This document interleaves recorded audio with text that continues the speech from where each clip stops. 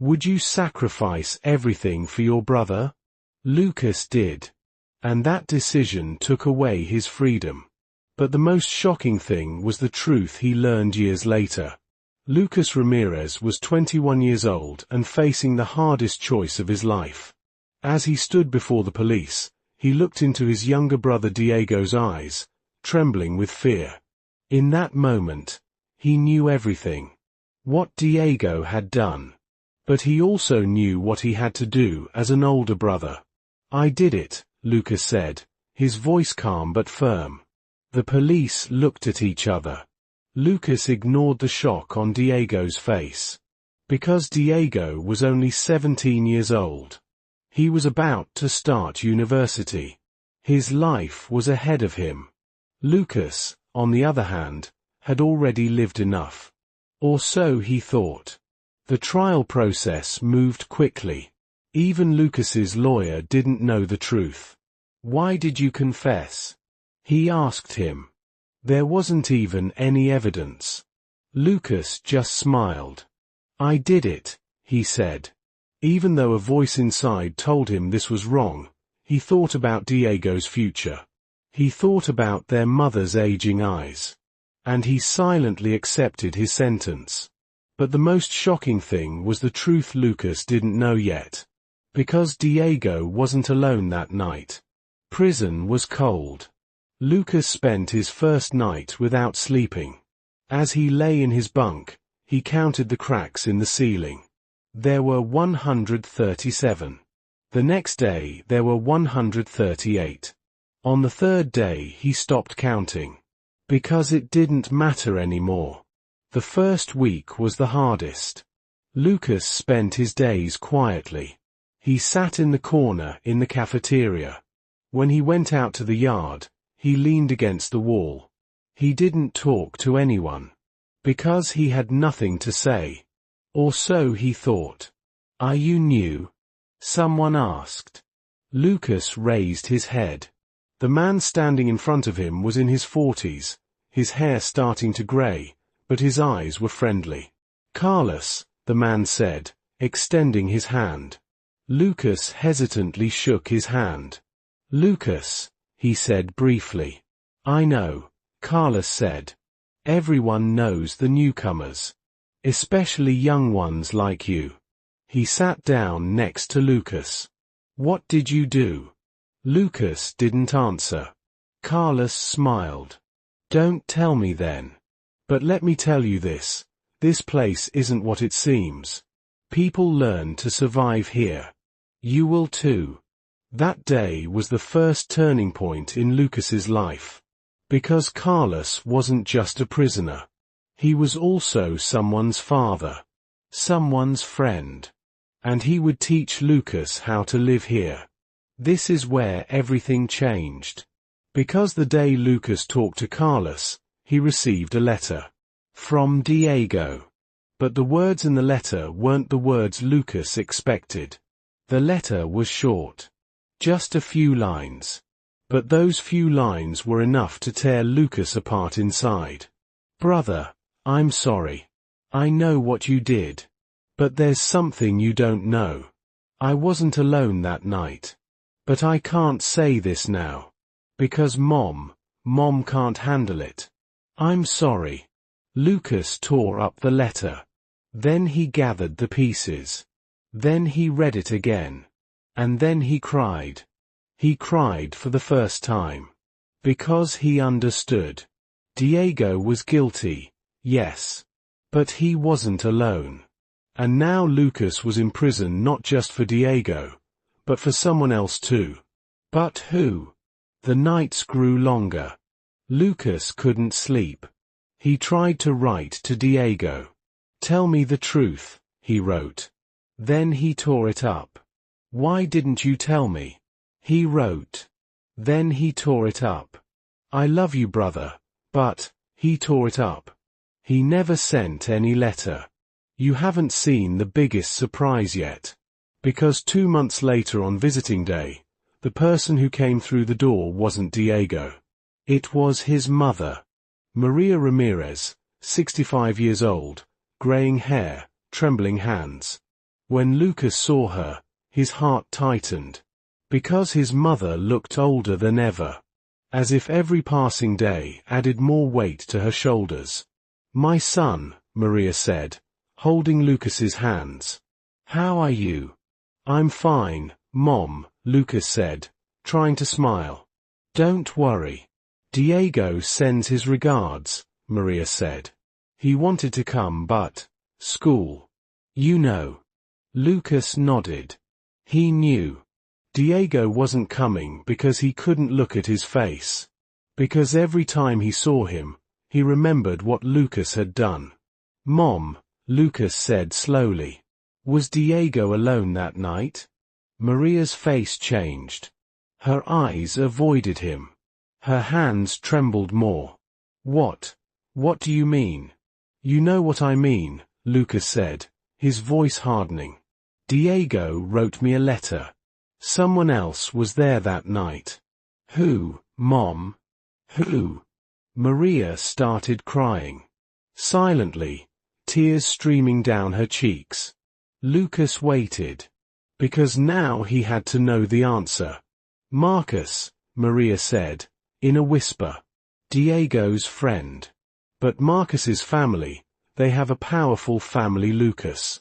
They have connections with the police. They could have saved Marcus from prison. But Diego, they couldn't save." "Wait a minute. Don't miss this detail." Because Lucas understood at that moment. He had sacrificed everything. But not just for Diego, for someone he didn't know. Lucas lay in his bunk that night thinking. Marcus. Diego's friend. He had never met him. Maybe he had seen him once or twice. But now, that name was at the center of Lucas's life. When morning came, he found Carlos. "I need to reach someone," he said. "Outside." Carlos raised his eyebrows.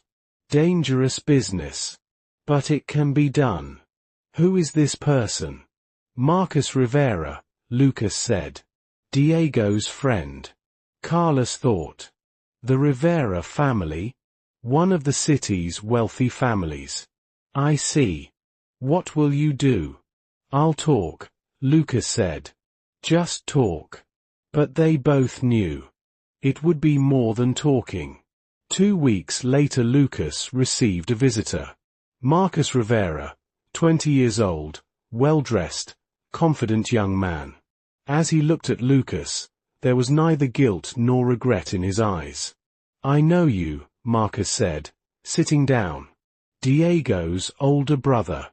"And you're Diego's friend," Lucas said, coldness in his voice. "You were there that night." Marcus smiled.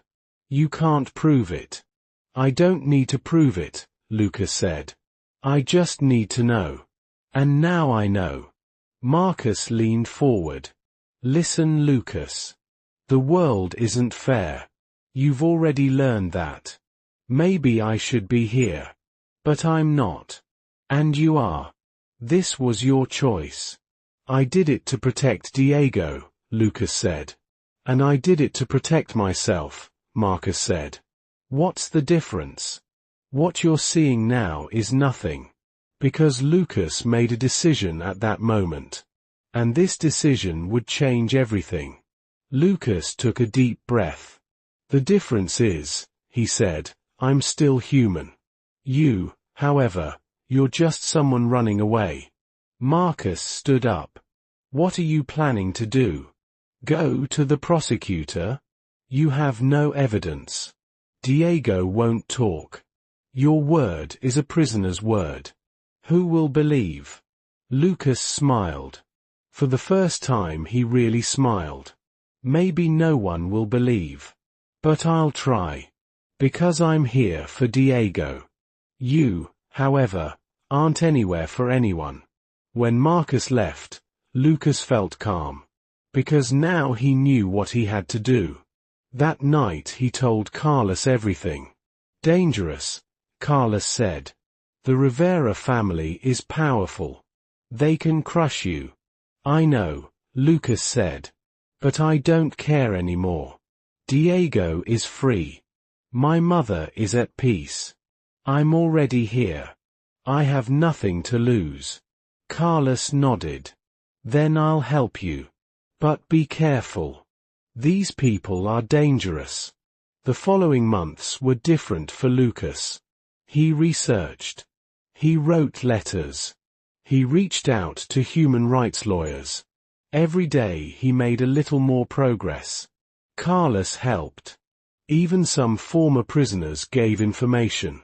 And then one day, an unexpected development occurred. Diego came to the prison. Lucas was surprised when he saw him. Because Diego was crying. Uncontrollably. Crying like a child. I'm sorry, Diego said. I'm so sorry, brother. Everything happened because of me. I protected Marcus because his family threatened us. They said they would harm Mom. But I can't take it anymore. Every night I think of you. I think of you being here. And, stop, Lucas said, raising his hand. Listen to me, Diego. What's done is done. But now we have a chance. I talked to Marcus.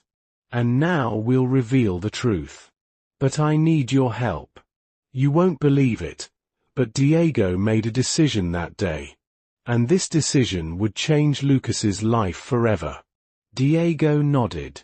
What do I need to do? Tell the truth, Lucas said. Just the truth. Marcus was there. You were there. But he was the real culprit. You were just scared. And I protected you. But now this is enough. While Marcus walks free, I can't rot here. Diego took a deep breath. Okay, he said. I'll do it. Whatever happens. The next week Diego came with a lawyer. A human rights advocate woman. Her name was Elena Martinez. With her sharp gaze and determined stance, she gave Lucas hope. I've examined your case, Elena said. It's a very difficult case. But not impossible. Diego's statement is critical. But we need to gather evidence against Marcus's family. Threats, bribes, everything. Are you ready? We're ready, Lucas said. And the war began. It lasted months. Elena worked every day. Diego gave his statement. Some of Marcus's friends started talking. Because Marcus had used them too. And now they couldn't stay silent. When the trial process began, the media started to take interest. With headlines like Innocent Brother, Lucas's story spread. People protested in the streets. Justice for Lucas, they shouted. Lucas cried watching the news. Because he wasn't alone anymore. The whole city was with him. When Marcus Rivera was brought to court, his face was pale.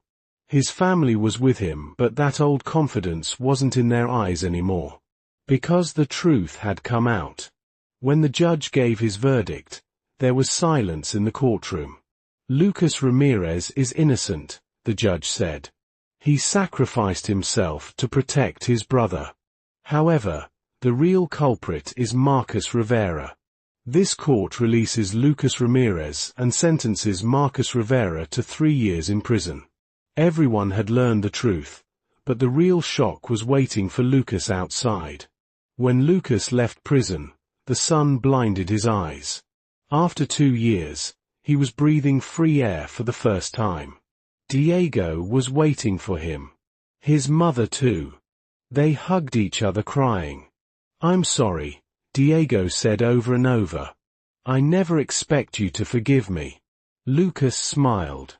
I already forgave you, he said. Because you're my brother. And brothers protect each other. When they returned home, everything had changed. Lucas wasn't the old Lucas anymore. He was stronger. More determined. And he had a purpose. I'm going to study law, he told his family that evening. I'm going to be a lawyer. And I'll help people like me. Because the justice system is broken. But I'll try to fix it. Maria held her son's hands. I'm proud, she said. So proud. Months passed. Lucas enrolled in university. He started law school. Days were hard. Nights were harder. But Lucas didn't give up. Because now he had a purpose. Diego changed too. He was more responsible now, more mature. He never forgot what Marcus did.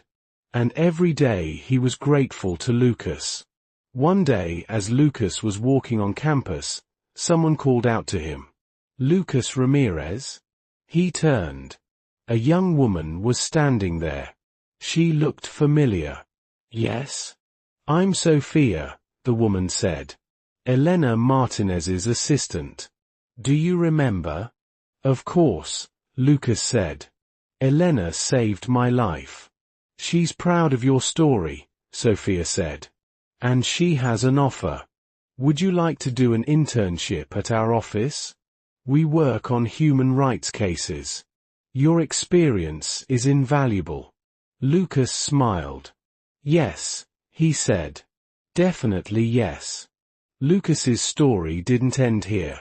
Actually, it was just beginning. Because he wasn't just a victim anymore. He was a warrior. Someone fighting for justice. Years passed.